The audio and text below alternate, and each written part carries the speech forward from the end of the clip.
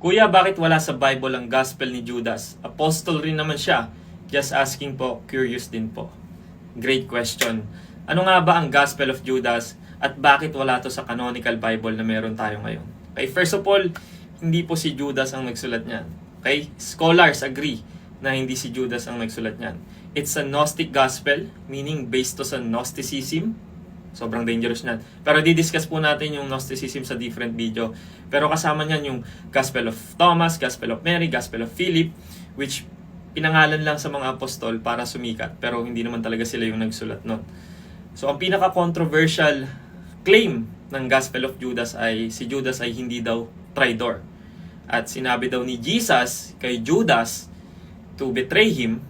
Kumbaga parang inutos lang ni Jesus kay Judas na i-betray siya para ma-fulfill yung divine plan to redeem the mankind. Which is very contradicting sa Bible. Kasi kung inutos lang pala ni Jesus na i-betray siya ni Judas, bakit tinawag ni Jesus si Judas na the son of perdition? At kung inutos lang pala ni Jesus na i-betray siya, bakit si Judas nagpaka ganun siya after niya gawin yon? So na-discover yan 1970 sa Egypt. At kaduda-duda yung discovery. Kasi yung mga taong may hawak ng copy ng codex, nag-aas sila ng napakalaking pera. Sa madaling salita, binibenta nila sa napakalaking halaga yung copy ng codex.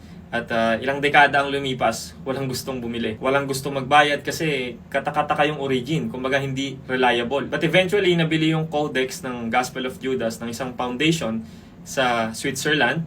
So it was made public noong 2004. Pero yung content ng codex na-release siya noong 2006. So again, 1970 na-discover, 2006 na-release yung content ng Gospel of Judas. Pero according sa radio carbon dating, yung mga carbon dating, di ba? Alam nila kung kailan talaga yung original writing.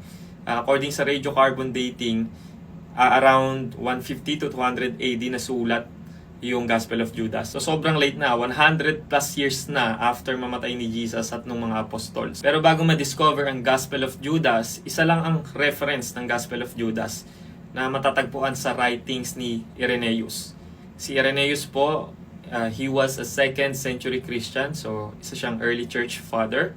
At sinabi niya sa writings niya, sa sulat niya, na ang Gospel of Judas ay isang invented history. Kumbaga, invento lang daw ng mga heretics, mga bulaan na nagre-rebelde sa Diyos. So there's 4 reasons kung bakit wala yan sa Bible at dapat i-reject natin yan bilang mga Kristiyano as a source of truth. Una, it's not written by Judas.